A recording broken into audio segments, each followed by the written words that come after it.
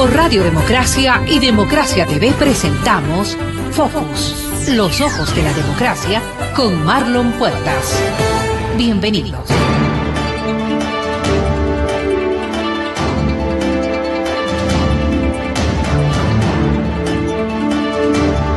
Estimados amigos, un cordial saludo para todos. Bienvenidos a un nuevo programa de Focus en Democracia. Tenemos el día de hoy como invitado al doctor Ramiro Aguilar.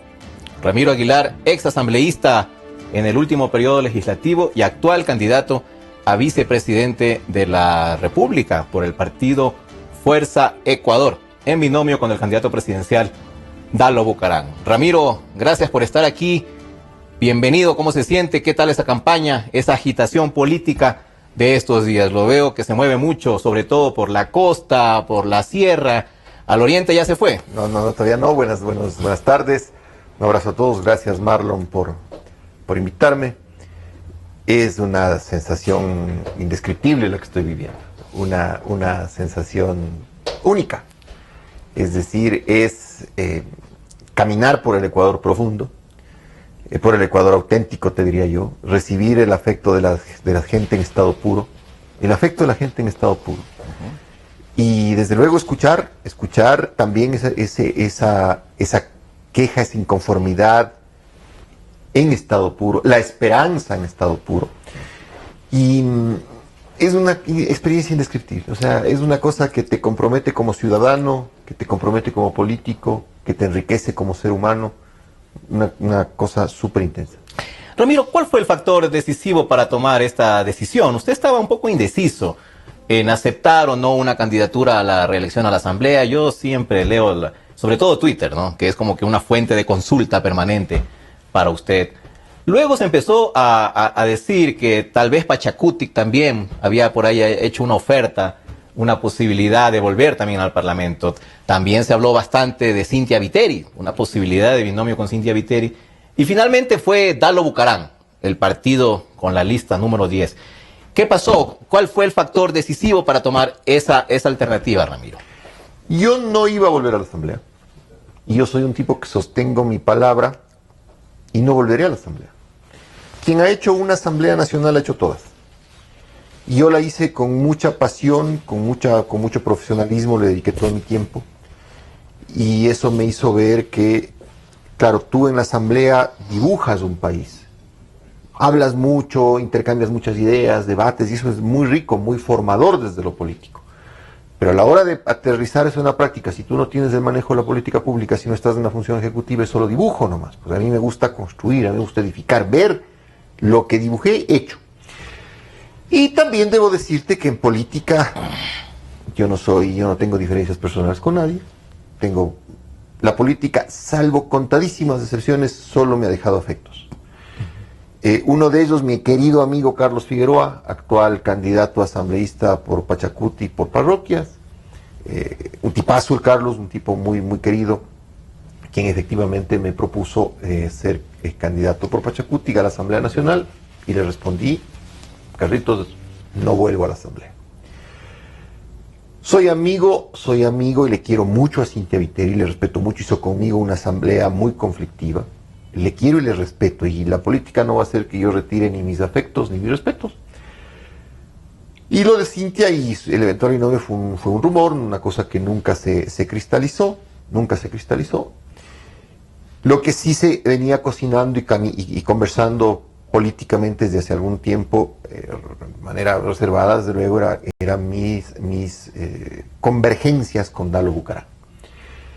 Y en el momento en el que llegamos a una convergencia clara respecto a qué hacer en el próximo gobierno, entendiendo que el próximo gobierno es un gobierno que tiene que sacar al Ecuador de una crisis,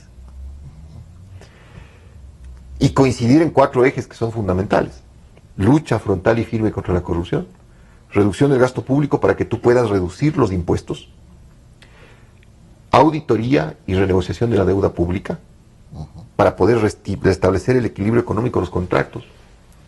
El no pago no es la opción, es reestructurar, refinanciar, renegociar. Y finalmente la reinstitucionalización del Estado. Marlon, hay que tener jueces independientes, hay que tener contralor independiente, hay que tener fiscal independiente, hay que tener Consejo Nacional Electoral independiente, Corte Constitucional independiente.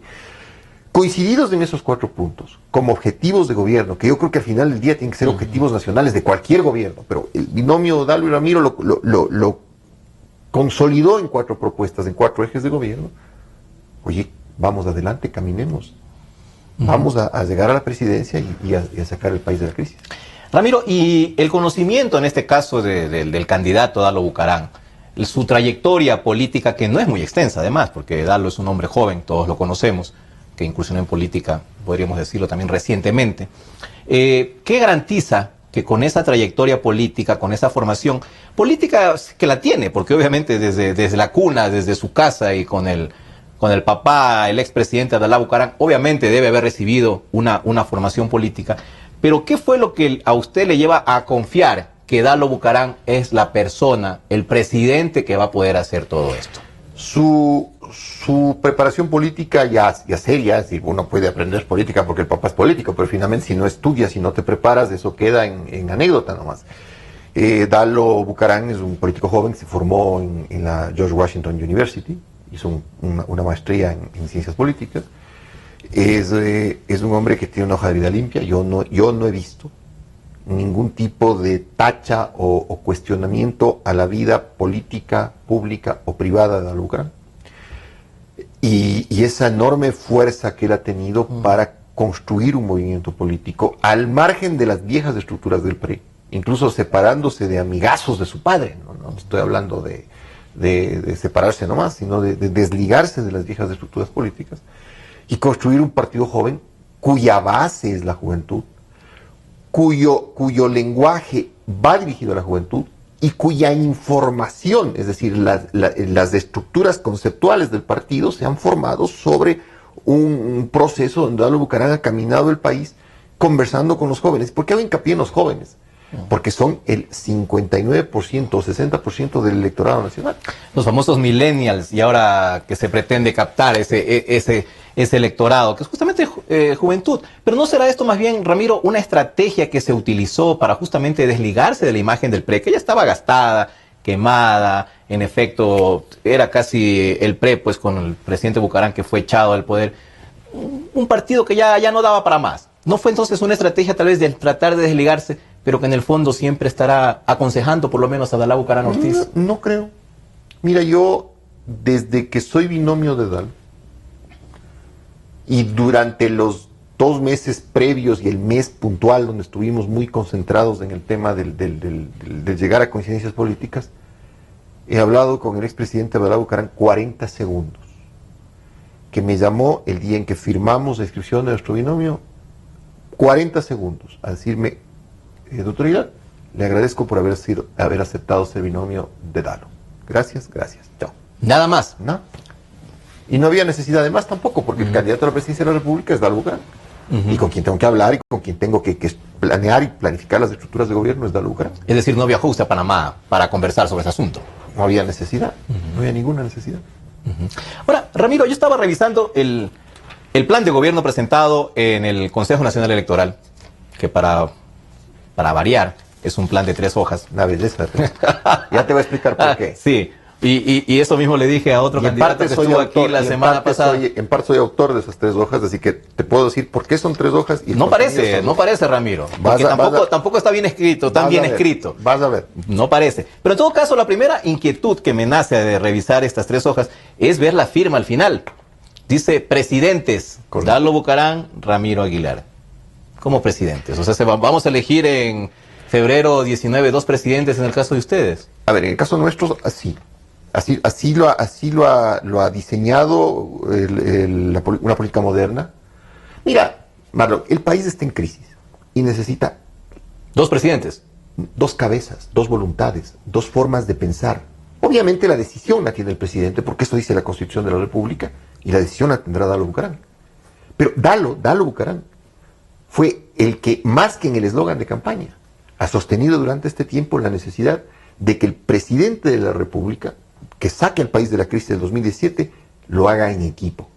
Y la función del vicepresidente, que la Constitución, tú sabes, dice, hará lo que el presidente diga que haga, al final del día, ¿no es cierto? Sí. Tendrá las competencias que el presidente le delegue. no te habla de porcentajes, es decir, el presidente podría delegarte el 70% de las competencias, del 80% de las competencias, del 20%. ¿Y en este caso? En este caso es 50-50. Es decir, entender la tarea de la administración del gobierno dentro de estos 4 ejes que te estoy diciendo.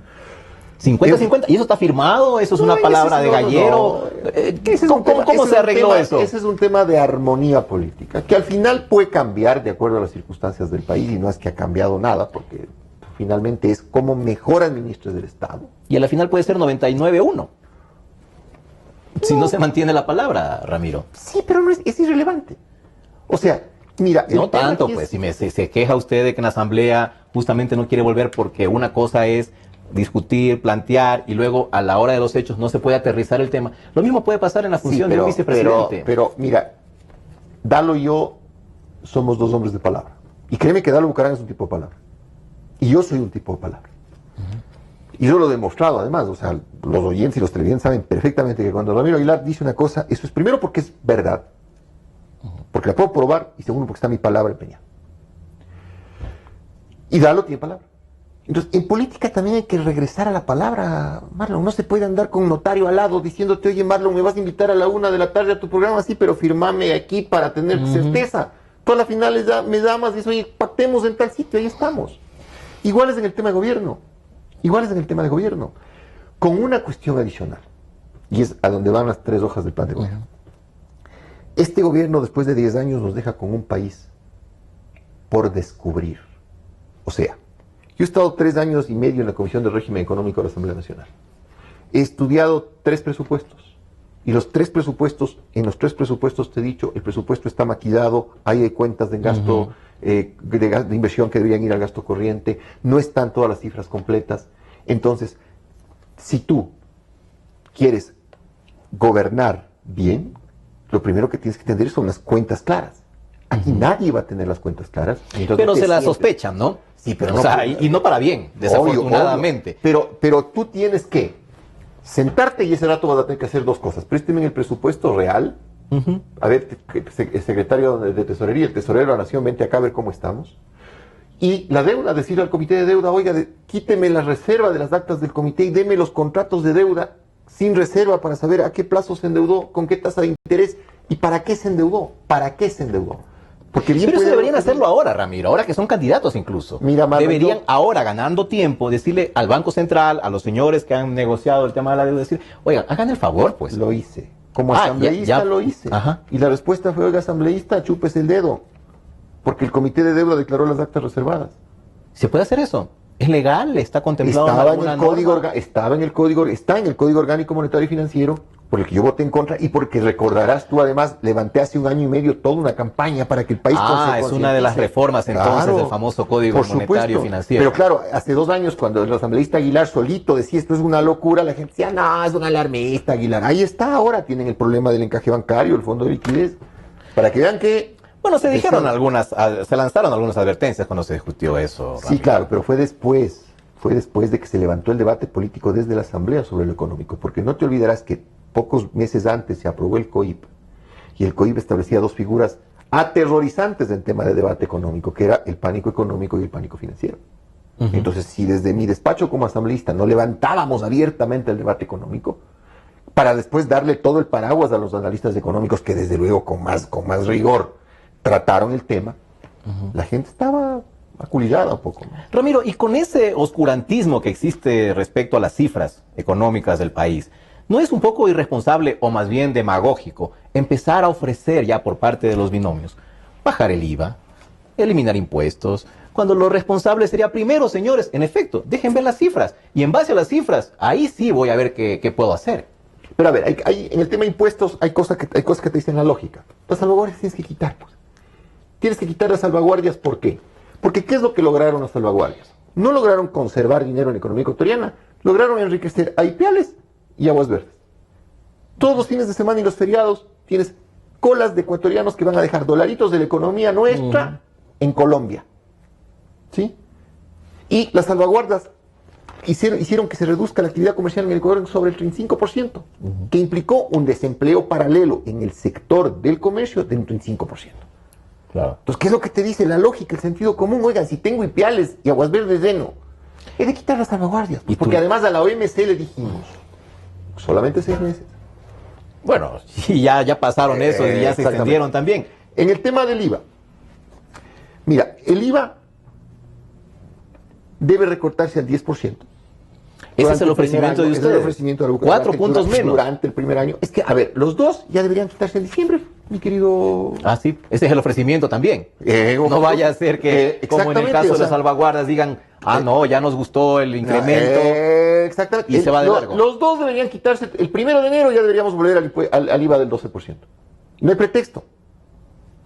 Y ustedes ofrecen dos puntos ¿Bajo menos qué lógica? adicionales. ¿Bajo qué lógica? Durante el primer año, ¿bajo qué lógica? Que si bien vas a bajar la recaudación del IVA, vas a dejar más dinero en manos de los ciudadanos. Y eso va a reactivar la actividad, quitadas las salvaguardias también, eso va a reactivar la actividad comercial. Y claro, lo que pierdes en los 2 puntos de rebajar el IVA, lo ganas o lo compensas en la mayor actividad comercial y en la mayor cantidad de transacciones. Perfectamente posible. Y luego, a partir del segundo año, hacer un IVA segmentado y progresivo. Yo personalmente, y eso lo he conversado con Dalo y hemos llegado a un acuerdo, las entidades de la economía popular y solidaria, por ejemplo, deben ser restituidas en su IVA para poder impulsar un segmento importantísimo de la economía y que es además básico, primario, y que tiene alrededor de 5 millones de personas que están involucradas en el segmento y más de 9.000 organizaciones. Es que devolverles como les devuelves a los ancianos, como les devuelves a las personas con discapacidad. En el tema del impuesto a la salida de divisas, tienes que quitar el impuesto a la salida de divisas y dejarlo solo como un impuesto de registro, como se creó en el 0.5%. ¿Por qué de registro? Porque en economía dolarizada necesitas saber cuántos son los dólares que salen formalmente de tu economía. Pero no le pongas en el 5%. ¿Por qué? Porque si tú quieres atraer inversión extranjera, no le castigues con una salida del capital del 5%. Y otra propuesta concreta en tema de impuestos, que además para mí es de artículo de fe, es la eliminación del pago de anticipo del impuesto a la renta. ¿A qué cuento yo te pago un anticipo de una renta que no sé si voy a tener o no? Y si al final no la tengo, no es que el Estado me la devuelve, se queda como impuesto mínimo. Claro, y te lo intentan devolver luego con una especie de crédito también tributario, Si que eso ¿cuándo se logrará? Y en eso coinciden con Lenín Moreno, ¿verdad? Lenin también ha dicho que va a eliminar el anticipo. Sí, pero él se equivocó un pelín. Él dijo que iba a eliminar el anticipo al IVA y eso no. Bueno, un lapsus. Un lapsus. Un pelín, un detalle, una minucia, el una pequeño cosa. es de lo que habla tan poco que cuando habla, pues, comete estos lapsus. Pero en todo caso, Ramiro, ustedes ya han hecho un cálculo de cuánto le significa de ingresos menos al Estado con la eliminación de estos impuestos, porque finalmente esos ingresos también sirven, pues, ¿no? Sí, con claro, eso están pagando pero la burocracia. por eso te estoy planteando. ¿Cuánto menos significa de reducción? Por cada punto. Creo que llegas en total llegas a unos 1.200 millones de dólares. Que para el presupuesto ecuatoriano es más o Pero menos. a la par, mi querido Marlon, tienes que eliminar ministerios coordinadores, tienes que eliminar el Ministerio del Buen Vivir, tienes que... Que no es tanto, que no es tanto. Ministro de Buen Vivir, 35 millones de dólares sí, de acuerdo, al año. pero tienes que eliminar viáticos, viajes, carros, llantas, choferes, aceite. Oye, suma. Suma. Y esa gente a la calle. No, te estoy hablando de viáticos. ¿Cómo le mando a la calle a un No, pero viático? eliminando ministerios coordinadores. No, eso, el Ministerio Coordinador tiene que irse. O sea, no tiene sentido que tengas un Ministerio Coordinador. Y en el tema del volumen de la burocracia. Mira, el tema aquí es, la burocracia es una pirámide. Entonces, en la base están los burócratas técnicos y los que son menos pagados, los más mal pagados. Y en la cabeza, en la cúspide de la pirámide, están los que son de libre remoción, los contratos. A contrato y con unos sueldazos. Acá tienes que entrar a corregir. Acá tienes que entrar a corregir. Porque no puede un burócrata abogado en el sector público ganar $3.500. Yo le quiero apostar. A ver si en algún estudio jurídico privado o en su propia oficina gana $3.500. Bueno, Pero usted no es tanto tampoco, Ramiro, en un estudio jurídico privado. O sea, yo no creo que haya un estudio jurídico privado que te contrate un abogado, un abogado por $3.500. No creo que hay. Si hay, deben ser de élite, supongo. ¿Usted cuánto pagaba a los abogados que contrata, Ramiro? mi socia, que le quiero mucho, ya. que es una extraordinaria abogada, Ana Lucía Maldonado, mi socia, extraordinaria abogada, que en mi ausencia se ha hecho cargo de la oficina, porque yo no puedo ejercer la profesión. Ella debe estar ganando, y ella misma se fija el sueldo, porque de acuerdo a lo que ya. Es una sociedad en todo caso. Exactamente. Ella debe estar ganando alrededor de unos $1.200 al mes. No puedes pagar más. Y obviamente en honorarios pacta sus casos, pacta sus honorarios, o sea, el salario mínimo más los honorarios que ella pueda ganar y pueda pactar ya libremente con el cliente, como hace cualquier abogado. Pero ella no podría contratar ahora a un abogado en la oficina pagándole $3.500. Claro.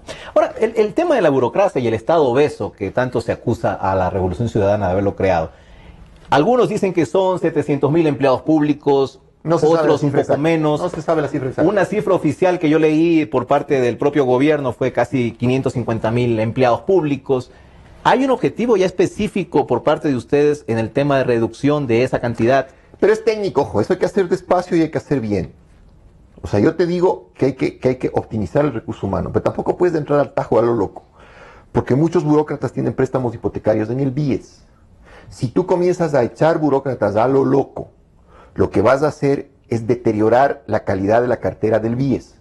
Porque el burócrata echado no puede pagar su préstamo hipotecario. Al no pagar su préstamo hipotecario, la cartera del BIES se deteriora. Al deteriorarse la cartera del BIES, estás deteriorando el activo mayor de la seguridad social. Entonces estamos amarrados. No, hay que hacerlo técnicamente. Lo que pasa es que... ¿Qué implica eso técnicamente? Hay que analizar... Tenerlo hasta que termine de pagar su crédito. Hay que analizar institución por institución.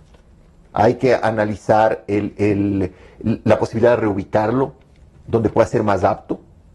Es decir, yo no entiendo cómo en el Consejo de la Judicatura, por ejemplo, un arquitecto sea jefe de piso para coordinar una oficina judicial. Y pasa, te encuentras con arquitectos que son los coordinadores de piso, ingenieros comerciales, economistas. ¿Dónde trabajas? En el Consejo de la Judicatura. Ah, bacán. ¿Y qué haces? Soy el coordinador de la unidad. Pero entonces se ve claramente que hay ahí una especie de tráfico de influencias. Estoy poniendo a mis amigos, a los de la gallada, y encima se los va a premiar reubicándolo en otro lado. Solo si son aptos, pues mi querido Marlon. Solo si son aptos. No puedes reubicar si no es apto. O sea, no le voy a poner a un ingeniero en el Consejo de la Judicatura. O no voy a ser yo como abogado, director de obra en una construcción de un dique. Hay que tener un poco de sentido común. Entonces, por ese lado no hay una cifra ya definida. Es que no hay una cifra de cuántos hasta que se revise también la nómina. Mira, no sabes cuántos son los contratados a nivel de GATS. No sabes los que son a contrato, no hay una cifra exacta. O sea, el problema es ese, no tenemos cifras exactas. Pero entonces, sigamos con el tema del plan. Nuestro lindo plan de gobierno. El lindo plan. La verdad es que... ¿Lo leíste completo? Está perfecto. Son 3 hojas. Perfecto. Y tiene el pomposo título de Plan de Renacimiento Económico y Democrático del Ecuador. Suena tan bonito que hasta dan ganas de votar, Ramiro. Perfecto. Bueno, aquí dice renegociar la deuda buscando el equilibrio económico de los contratos y transparentando los procesos de endeudamiento del Estado y reconociendo las obligaciones crediticias legítimas. Correcto. ¿Cuáles son las ilegítimas? Las que sirven para la corrupción. Si tú... ¿Y qué culpa tiene el prestamista de que la plata se la roben? Un ratito, señor, perfectamente sabe. No te olvides que yo mismo como asambleísta denuncié que muchos créditos de China se estaban quedando haciendo peaje en Panamá, en una cuenta offshore del Banco China. ¿Y eso en qué quedó, Ramiro? Quedó en que el Banco Central me dijo que había sigilo bancario y que me chupe el dedo. Claro, pues sí recuerdo que... Sí, soy asambleísta elegido por la gente, chupes el dedo. Esto es reservado. Pagando, oiga, si es la plata nuestra, chupes el dedo. Pagando peaje. ¿Qué significa eso, Ramiro? Que algo estaba haciendo la plata en Panamá, pues. La plata en Panamá, ¿por qué se queda 3 días?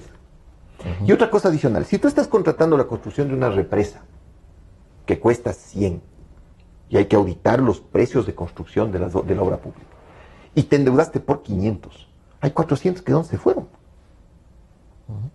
Eso hay que auditar. O sea, no hay que llegar a Carondelet en 2017 y decir llegué.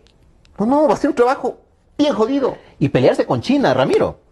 Porque la mayoría de los créditos vienen de China, además. Pero ahí hay una palabra que tú estás soslayando y que es una frase que estás soslayando y que es medular e importante y que no vas a encontrar en ningún otro plan de gobierno.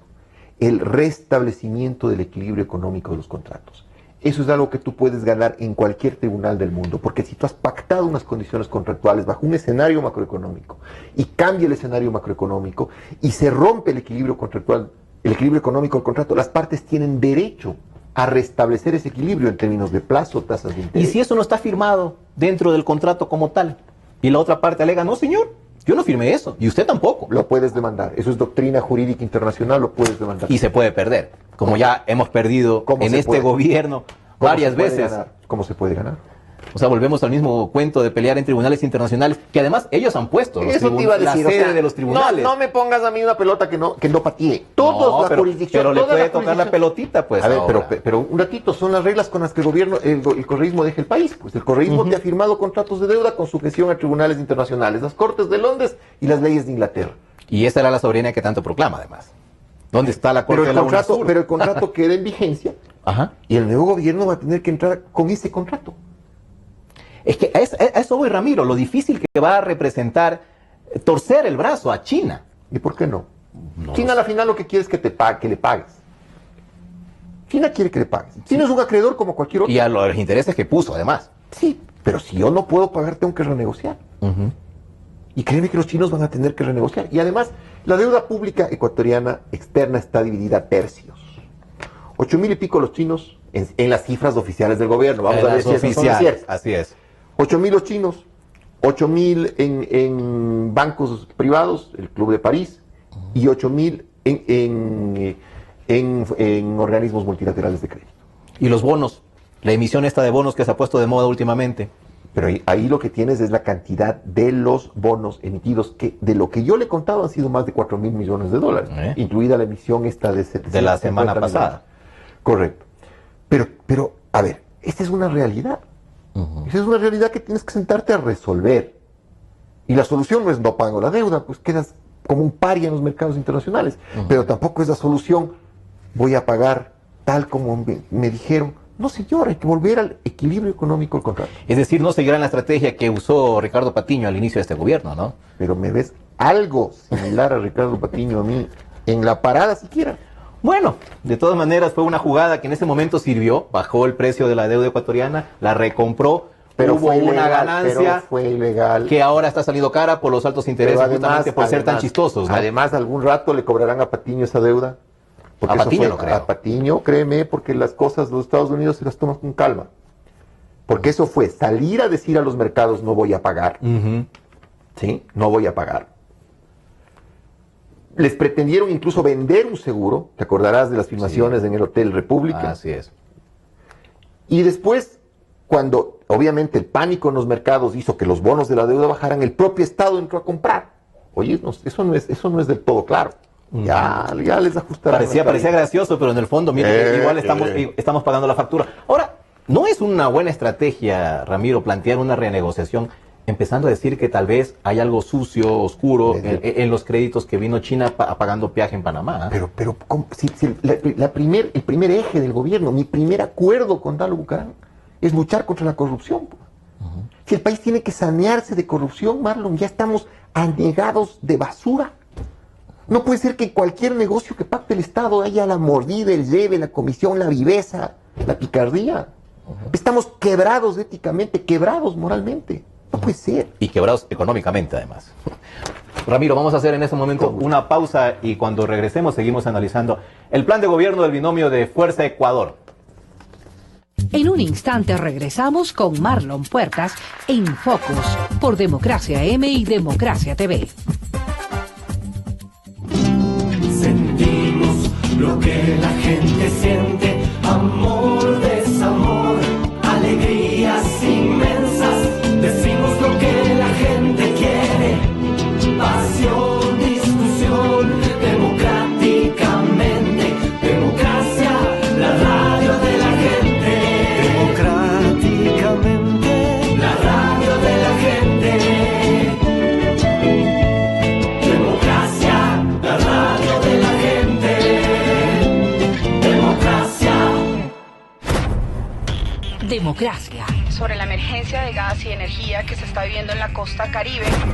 Democracia. Rusia retoma críticas por retenidos en base naval de Estados Unidos.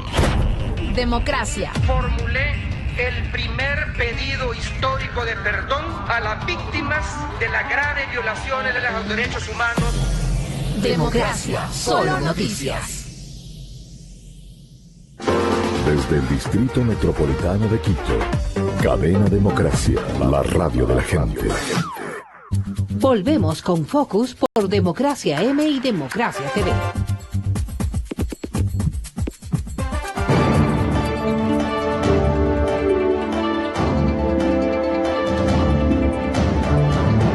Estamos conversando con el doctor Ramiro Aguilar, candidato a la vicepresidencia de la República por el movimiento Fuerza Ecuador. Una de las cosas que le comentaba al aire y también cuando estuvimos en el corte es la magnitud del plan de gobierno que presentó Fuerza Ecuador. Porque uno pudiera pensar que un plan de gobierno de 4 años para dirigir un país debería ser casi una especie de tesis de doctorado, de un PhD, Ramiro. Y resulta que no, que es una cosa bastante sencilla. Yo incluso podría presentar algo mejor. Y nada, pues aquí está todo el postulado, las ideas, los programas que piensa implantar un gobierno. Así que, Ramiro, ¿cuál es la explicación? A ver, hay varias explicaciones. Primero, que el pensamiento y el conocimiento no se pesan en libras. ¿Sí? Porque entonces tendría que decirte cuántas libras debería pesar un plan de gobierno. ¿Cuánto papel le meto? Te voy a demostrar además con un hecho cierto. Las Emplades se ha gastado un montón de plata en pagar consultorías durante 10 años. Y esas consultorías, que podrán llenar 2.000, 3.000, 5.000, 15.000 hojas no más, que nos costaron decenas de millones de dólares, están arrumadas en un cuarto. Y ningún ecuatoriano tiene acceso a ellas. Porque son, además, de un lenguaje ininteligible.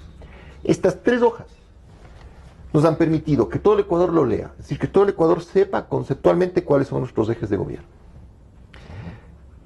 Nos han permitido diseñar un documento que llegue al acceso del pueblo. A veces la gente se olvida que los ciudadanos deben entender el plan de gobierno, no los estudiantes de economía, no los PhDs. No, el ciudadano tiene que decir, a ver, señor, ¿qué me va a hacer? Es que al ciudadano hay que escribirle en un lenguaje sencillo. Yo he sido profesor universitario. ¿Sí? Tú les mandas a leer a los estudiantes universitarios, más de 14 hojas no te leen. No te leen. Qué pobreza, ¿no? O sea, de todas maneras, no, es que se supone que es la universidad, pero bueno. Mira, es otra generación. O sea, ellos tienen acceso a una información inmediata y rápida. Es una generación globalizada. ¿Ya?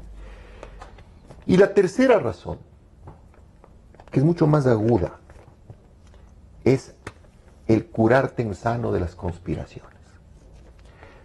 Dalo y yo creemos que podemos ganar. Y porque creemos que podemos ganar, tenemos que decirle a la gente solamente lo que se puede hacer, la verdad. Quien no cree que puede ganar, puede soltarte cualquier cosa. ¿Sí? Pero quien cree que puede ganar, tiene que también entender el escenario político en su conjunto. Y es causal de revocatoria de mandato el incumplimiento del plan de gobierno cuando tú tienes la pretensión de hacer un plan de gobierno tan puntilloso como que fuera la tesis de algún funcionario de las Emplades. Es decir, están en este momento poniéndose en prevención ante una eventual mira, la estructura conspiración, llama usted. Más que eso, la estructura constitucional se queda intacta en el 2017, mientras no hagas una consulta popular y no cambies las estructuras. El presidente que viene, si es que no se cambian las estructuras, queda como rehén de la Corte Constitucional correísta, del Contralor correísta, del Fiscal correísta, de la Corte Nacional de Justicia correísta, del Consejo Nacional de la Judicatura correísta, de toda la estructura correísta. Y una consulta popular es la solución a todo esto, Ramiro. Usted es abogado, o sea, en esto también todo el mundo está ofreciendo una consulta popular y que con eso ya tumbamos todo el correísmo institucionalizado durante 10 años. La consulta popular debe darle al pueblo la posibilidad de opinar sobre algunas cosas. Sobre todo sobre el tema de la reinstitucionalización del Estado. Pero la Constitución de la República, por ejemplo, en el tema del Consejo de Participación Ciudadana, mucha gente dice deben eliminar el Consejo de Participación Ciudadana. Y yo estoy de acuerdo con que se elimine. Pero si vas a eliminar el Consejo de Participación Ciudadana y tienes que respetar la Constitución del 2008, no hay forma de hacerlo si no es a través de una asamblea constituyente, porque la Constitución del 2008 dice que si tú topas derechos o estructura del Estado, tienes que convocar una constitución. Así es, y es ya un derecho adquirido en este caso a partir de la nueva Constitución. Porque quien asume el poder en el 2017 pone su mano sobre la Constitución del 2008 y jura cumplirla. ¿Sí? Ahora, la propia Constitución te establece el mecanismo de consulta para decirle al pueblo, a ver, ¿quiere usted cambiar la estructura del Estado? ¿O quiere, por ejemplo, que el Consejo de Participación Ciudadana tenga otra dinámica diferente, distinta? Pero no hay otra forma de hacerlo, Marlon. Pero en este caso permanece el Consejo. Si es que el pueblo quiere, si es que el pueblo dice no quiero que se vaya eso, entonces señores, ustedes han tomado la decisión, hay que convocar una asamblea constituyente porque eso dice la Constitución del 2008. O sea, pero un siguiente paso en todo caso. Por supuesto, porque además todo depende de cómo te califique el proyecto de reforma o de enmienda de la Constitución la propia Corte Constitucional. Pero entonces hay que hacer lo que hizo Correa, una consulta para pedir o preguntarle a la gente si quieren en una asamblea constituyente y ahí se renovará todo. Pero en algún punto tienes que diferenciarte éticamente de Correa, pues mi querido Marlon. O sea, en algún punto, pues, se puede comenzar cumpliendo la palabra. Pero en algún punto... O sea, el problema justamente que se le cuestiona a Correa es que él ofreció unas cosas y a la larga empezó... Pero no puedes meterle la mano a la justicia, por ejemplo. Exactamente. Esa es la mira, diferencia. una de las cosas que yo he dicho, y es, la justicia en el Ecuador es un desastre. El Consejo de la Judicatura volvió a la justicia ecuatoriana casi un lupanar. Jueza poderosa de por medio como ejemplo. ¿Sí? Pero no es que vamos a sacar 3.000 o 4.000 o 5.000 empleados de la función judicial a la calle y traer 5.000 abogados de fuera para que sean jueces. Porque los 10.000 comparten los mismos defectos y las mismas virtudes. ¿En dónde debes empezar a cambiar la justicia, Marlon? En no usar el teléfono. Pues. En que al juez le digas, ven acá, juez poderoso, ven acá. ¿Sí? Tú vas a resolver este caso como te enseñaron en la Facultad de Derecho, no como yo te lo pida que resuelvas. Pero más que el teléfono ha funcionado acá la sabatina, Ramiro. Sí, pero eso ya no va a haber en nuestro la sabatina, o sea, no ha sido necesario incluso el teléfono, que anteriormente creo que sí se usaba demasiado. Ahí discrepo contigo. No solamente es teléfono, es que les ponen gente del Ministerio del Interior o del Ministerio de Justicia ahí espiándoles para ver cómo resuelven. En ciertos casos. En otros solo ha bastado una sabatina para que ya la justicia actúe. Ahora, este tema de la justicia, y obviamente usted es abogado y conoce mucho más del asunto por incluso ser litigante, no solo abogado de título, sino... no solo de terno, sino no también solo de terno, sino de delantal. De juzgado, de estar ahí en las cortes, ¿no? Entonces, es un tema que ha venido recurrentemente a mención en las elecciones, porque todos ofrecen lo mismo, Ramiro. Pero lo ofreció Correa, lo ofrecieron antes, y siempre ha sido esclava la justicia de algún partido político. Porque nadie ha sido capaz de hacerlo. La diferencia en este caso... Porque tienen miedo, Ramiro, porque pierden poder. Correcto, pero un gobierno que no controla la justicia es un gobierno que es menos poderoso. Pero en cambio... ¿Ustedes están dispuestos a eso? Totalmente, pues.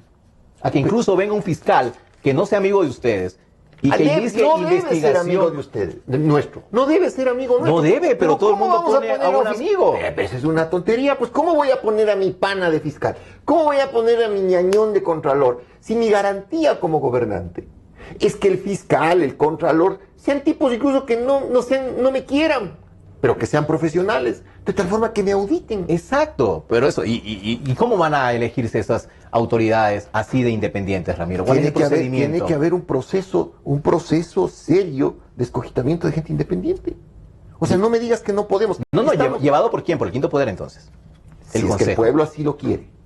Si es que el pueblo quiere una asamblea constituyente y que el Consejo de Participación Ciudadana se vaya, pues no hay otra alternativa que sea la asamblea constituyente o la asamblea nacional en escoger a los mejores. Incluso yo te diría una cosa, yo estaría dispuesto, y Dalo también, a que el fiscal sea un tipo de oposición al gobierno, porque me parece hasta lógico. Porque amigo no ha de ser, pues ¿cómo voy a tener al contralor de pana, de ñañón, de amigo, de parcero? Todos lo han hecho, Ramiro. Pero es una idiotez, Marlon, porque despedazas la institucionalidad. Despedazas la institucionalidad. Y el mejor legado que yo le puedo dejar al país, y que Dalo le puede dejar al país, y que todo el Ecuador de esta generación le puede dejar al país, y que Correa fracasó y esa será su peor piedra, es no haber institucionalizado el Ecuador. Porque las carreteras, si no les mantienes, se destruyen, y si les mantienes, finalmente son carreteras. Las carreteras no hablan. Pero en cambio la institucionalidad sí te habría dado muestra de un estadista de primera, que no hubo. Ramiro, y este deseo, porque sigue siendo un deseo desafortunadamente en el Ecuador de tener jueces independientes, contralor independiente, fiscal independiente, ¿no debería empezar también por parte de los partidos políticos poniendo el buen ejemplo de que sean de verdad estructuras como partidos políticos y no simplemente un club de amigos? Bueno, FE es una estructura muy sólida. Fuerza Ecuador es un partido político que tiene estructura en todo el país. Pero lleno de amigos de Dalo Bucaram también. Sí, pues que no vas a poner a tus enemigos. O sea, de fiscal sí pone a uno que no se debe, pero de partidario tuyo, para que esté al lado tuyo y sea tu apoyo en campaña, no le vas a poner al tipo que... No, pero un poco ampliar la estructura, generar bases, las famosas bases políticas, que son una ficción también. Pero hay que lograr eso. Pero también eso construye afinidades, pues mi querido Marlon. Porque una cosa también es clara, que es lo que yo te decía hace un rato en la entrevista. Mi amistad con el bloque parlamentario social cristiano y mi afecto entrañable a algunos de ellos, mi respeto, Luis Fernando Torres, Cristina Reyes, Cintia Viteri, Franco Romero, hasta cuando estuvo, y después de que se fue, Ramón Terán, Moisés Tacle, y se me está quedando uno, Henry Cucalón, amigo yo de todos ellos, y les respeto a todos, y les estimo a todos. Con Cintia un cariño especial, y con Cristina, y con María Cristina Cronfle y Cristina Reyes un cariño especialísimo. ¿Sí? Pero oye, son mis amigos, les quiero mucho, pero no necesariamente hago política con ellos, porque hay cosas que sí nos separan en la percepción política. Déjame decirte que cuando fui recibido en FE para integrar el binomio, yo de la gente de FE solo he recibido afecto y gratitud. Afecto y gratitud. Son gente enamorada de la vida y gente convencida de que se puede transformar el país. Bueno, le tomo la palabra respecto a la independencia que ustedes garantizan en las funciones del Estado. Corte Constitucional, nos estamos olvidando también que hay que ver qué va a pasar con los señores que están sentados ahí y que hasta ahora siguen respondiendo a la línea oficialista, ¿no? Claro, eso hay que componer. Vamos al tema del Código Monetario que está aquí en el plan de gobierno, Ramiro. Y hay una cosa que quiero tocar, que es justamente la reforma al Código. Por el Fondo de Liquidez. Así es, por el Fondo de Liquidez. Y aquí hay un asunto que será interesante. Fomentaremos el ingreso de la banca extranjera. Correcto. Con el fin de generar mayor competitividad créditos baratos en el mercado y créditos en mejores condiciones. Explíqueme esto. ¿Esto qué es? ¿Un golpe a los banqueros nacionales? ¿Esto va dedicado tal vez a Guillermo Lazo? Que ya veo que Dalo Bucarán está bastante fuerte con Guillermo Lazo, dándole duro cuando puede. No tiene nada que ver porque son dos cosas distintas. El fondo de liquidez de la banca privada son aportes de los propios bancos privados, que van a construir un fondo que después funciona como prestamista del banco, al cual acude el banco en el momento en el que necesita liquidez, si es que, por ejemplo, sus clientes deciden retirar más de lo usual en dinero. Correcto. Cuando se estaba discutiendo el Código Orgánico Monetario y Financiero, yo me opuse a que la Junta de Regulación y Control pudiera disponerle al fondo de liquidez en qué invertir. Porque los activos en los que debe invertir el fondo de liquidez deben ser, primero, de hacerse líquidos fácilmente. Porque si tienes una corrida de depósitos y tienes papeles, no tienes que salir a vender esos papeles inmediatamente. De libre acceso. Y rápido, además. Rápido. Así es. Y de alta rentabilidad. Porque ahí está, el fondo de liquidez de la banca privada es básicamente el refugio de la solvencia del sistema bancario ecuatoriano. Entonces no puede ser, yo estoy en contra, y Dalo también, y así lo hemos dicho, y está en nuestro plan de gobierno, no puede ser que el ente estatal, la Junta de Regulación, le diga al fondo de liquidez en qué invertir, porque pasa lo que acaba de pasar estas semanas. Subes el encaje bancario del 2 al 5%, ¿no es cierto? Aumentas el fondo de liquidez y terminas diciéndole al fondo de liquidez, vea, pero sus excedentes de liquidez, inviértalos o en bonos del Estado o en certificados de tesorería central. Sí, claro, los invierto a unas tasas del 7.5, 8.5, las que fueran. Pero si en realidad necesitara hacer líquidos esos papeles no te compra nadie. ¿No? Hay que proteger eso. Y eso implica, desde luego, proteger la banca privada. ¿Sí?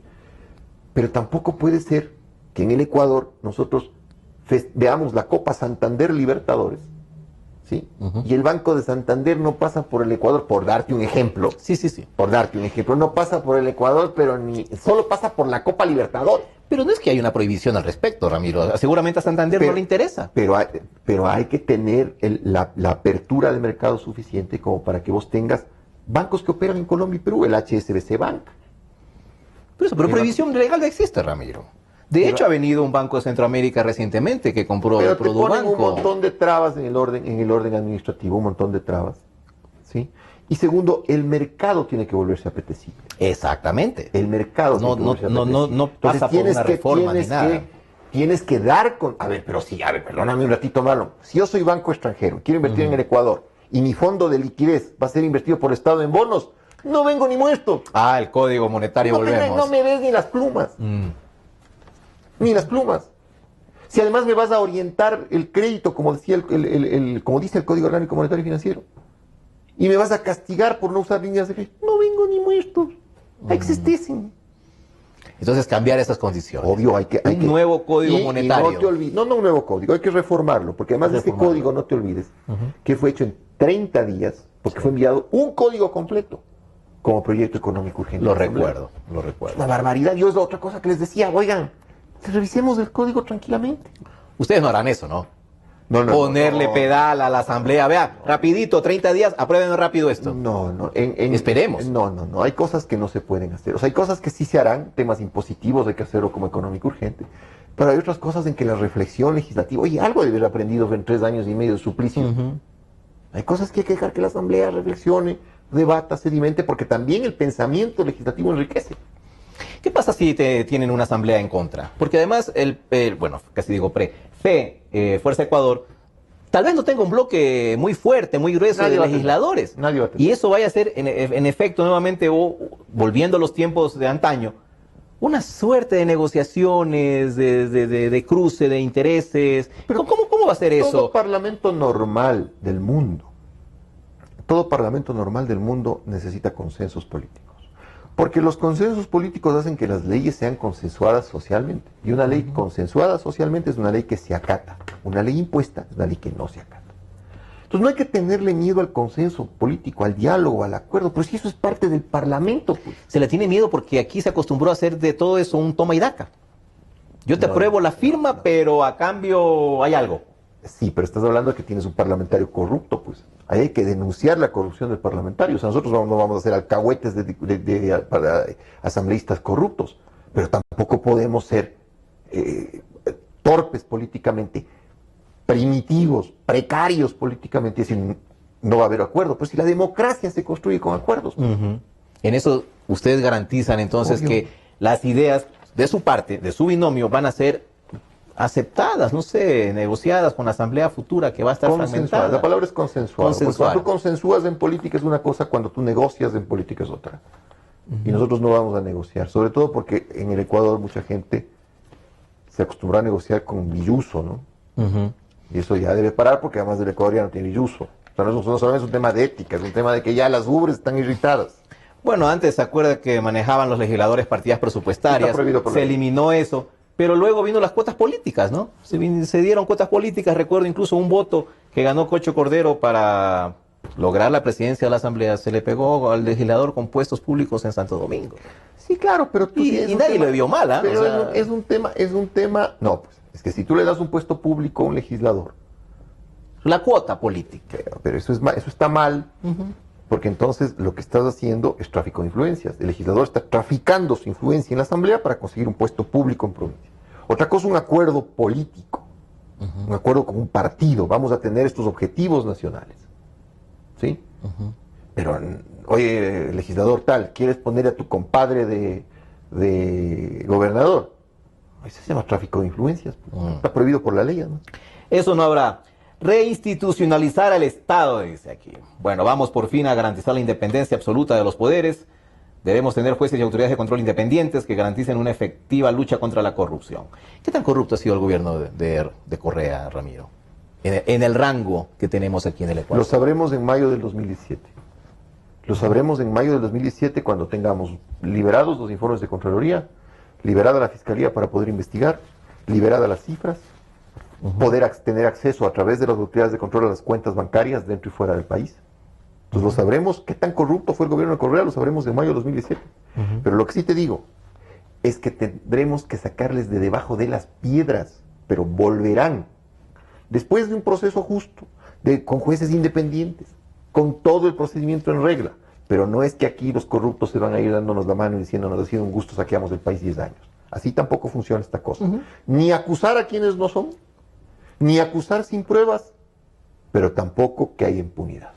Y ese compromiso de fiscalización, Ramiro, ¿hasta dónde les llega a ustedes? Porque hay también candidatos que yo he escuchado, bueno, también hay que mirar para adelante. Hay que gobernar, ya el trabajo de gobernar va a ser bastante fuerte, como para entretenernos en el pasado. Pero es que no es... A ver, la razón de ser de la lucha contra la corrupción es recuperar la plata que falta. Fondos públicos. Obvio. Tú me dices, el IVA baja en 1.200 millones de dólares. Te aseguro que en actos de corrupción se fueron más de 1.200 millones de dólares.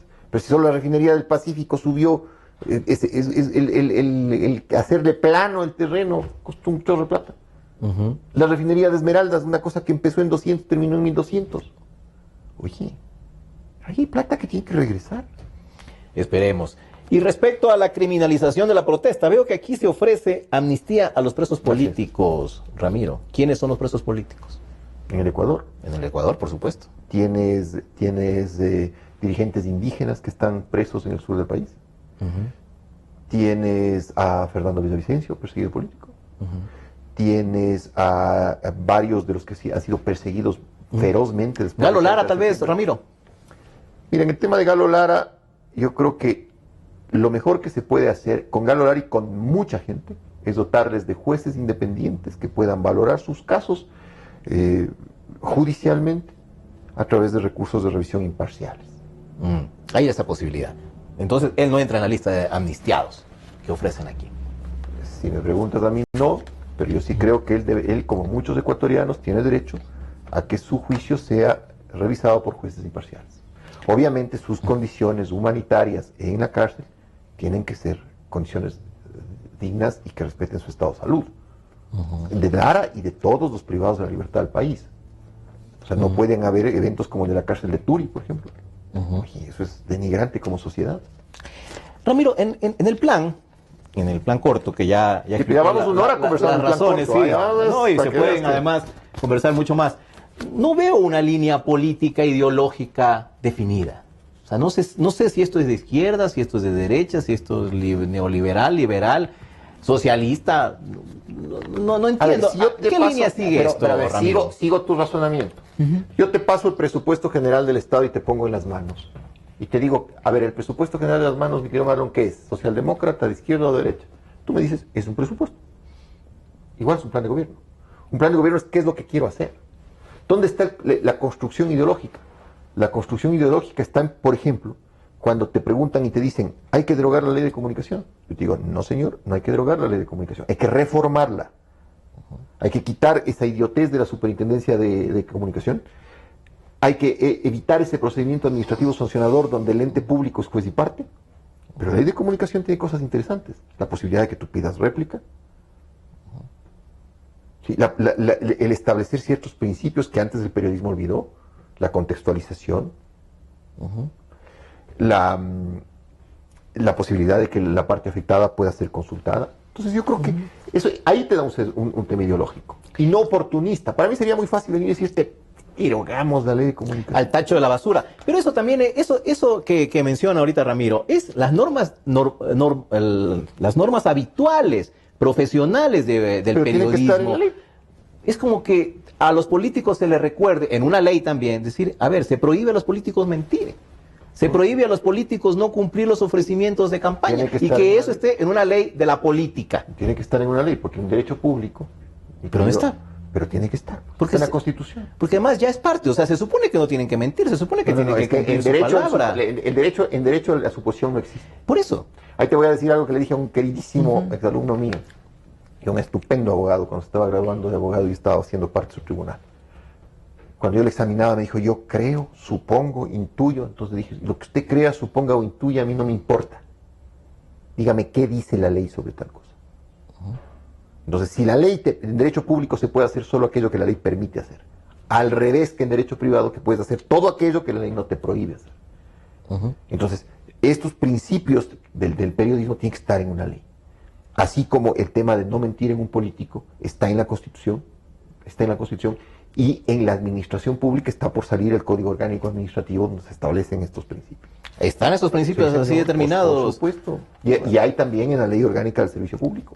Porque los políticos también deben ser controlados, pues, ¿no? Pero son los que más controlados deben ser. Porque son los que ejercen el poder y los que desequilibran las relaciones entre los ciudadanos. La relación entre tú y yo como ciudadanos debe ser una relación de pares. Pero si yo tengo poder político, yo estoy sobre ti. Entonces tiene que nivelarme, ¿no es cierto?, mi sujeción a la ley. Es decir, que usted no presentará demandas estando en la vicepresidencia contra ciudadanos. como nos hemos acostumbrado en este gobierno. ¿Pero por qué habría de hacerlo? A ver, a mí me gusta que los ciudadanos me aplaudan, me reconozcan en la calle, me digan, Ramiro, qué bien que ¿Y si le dan un yucazo en la calle? Me dan un yucazo. Pues. Yo soy futbolista, me gusta el fútbol, soy hincha de liga, me peleo con los hinchas del Emelec, les buleo, los hinchas del Emelec me bulean, les buleo a los hinchas del Barcelona, los hinchas del Barcelona me bulean. El fútbol me ha enseñado que es eso, es un tema de compartir. Y en la calle ha habido gente que me han dicho, oye, sabes que no estoy de acuerdo. Hay gente que lo hace con un poco más de gentileza, gente que me manda al carajo. Pero es parte de someterte al escrutinio público. ¿Por qué habría de demandarles? ¿Por qué habría de demandarles? Es decir, que habrá tolerancia, entonces será un gobierno tolerante. Absolutamente tolerante. Fuerzas Armadas, respeto a la organicidad, que no entendí la palabrita, organicidad de las Fuerzas Armadas y la policía. Te explico. Se está tratando de vender al país la idea de que las Fuerzas Armadas son una cosa y el Estado es otra. Y el gobierno es otra. No, señor. Las Fuerzas Armadas son un órgano de la función ejecutiva. Y un órgano del Estado. Sí, el Estado es el organismo, correcto, pero te están vendiendo la idea de que no. Hay por ahí gente que ha tocado puertas de los cuarteles. ¿Sí? No están para eso, ¿no? No están para eso. No está, pero aparte de eso, lo que sí debes hacer es respetar su organicidad. Pues, o sea, si ellos son orgánicos, respeta su organicidad, respeta sus leyes de personal, respeta su seguridad social. ¿Y esto qué implica? ¿Revertir las reformas que ha hecho el gobierno de Correa por supuesto, en cuanto a sus jubilaciones, por ejemplo? Por supuesto, pues. Por supuesto, porque el problema no era el régimen, el problema era que se estaban nivelando las pensiones de los retirados demasiado alto y eso estaba complicando la viabilidad financiera del sistema. No estaba mal el sistema. Acá lo que tienes que hacer es decir, a ver, señores, las pensiones irán subiendo de acuerdo a la inflación, pero no con un índice mayor. Pero señores, administren ustedes su pensión jubilar. Eso me parece lo más lógico. Así como hay que devolverle al Estado, devolverle al IES el subsidio del Estado del 40% de las pensiones jubilares. Hay que devolverle. El problema es que ya no hay la plata, Ramiro. Para devolver. Habrá que encontrar la plata porque no puedo desguarnecer la seguridad social. Oye, tú y yo vamos a ser jubilados en algún momento. Los ciudadanos que nos oyen. Así como habrá que devolverles a los maestros la posibilidad de que puedan administrar sus fondos de cesantía. Así como hay que devolverles a los periodistas la capacidad de hablar, de no decir siempre lo políticamente correcto. Porque una cosa es que yo defienda el derecho a la réplica y otra cosa es que te castre como periodista. El derecho a hacer periodismo de investigación. Eso hay que devolverle porque es bueno y sano para el país. Para toda democracia. Lo último, Ramiro, porque ya estamos con el tiempo. La ley de plusvalía, que seguramente será aprobada por la Asamblea que tiene todavía mayoría eso tiene que derogarse sin pensarse dos veces. Eso tiene que derogarse porque solo a una persona que esté enferma se le puede ocurrir que el 75% del precio de venta de un inmueble vaya a parar al Estado. ¿A qué cuento yo voy a trabajar toda mi vida para que el Estado se lleve el 75%? ¿Qué te pasa? Pues? ¿Qué te pasa? En eso habrá acuerdo, supongo, en la próxima Asamblea, si es que es de oposición. Gracias, Ramiro Aguilar, candidato a la vicepresidencia de la República por el movimiento Fuerza Ecuador. Suerte en esta campaña, suerte en los resultados y a comprar zapatos, ¿no? Porque veo que está caminando bastante. Y ves que los zapatos están gruesos. Con doble suela. Una buena tarde. Gracias a ustedes también por la atención, amigos. Será hasta un próximo programa.